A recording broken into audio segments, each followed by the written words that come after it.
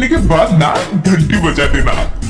ताकि मैं जब भी कोई नया वीडियो अपलोड करूं तो तुम्हारी फोन की भी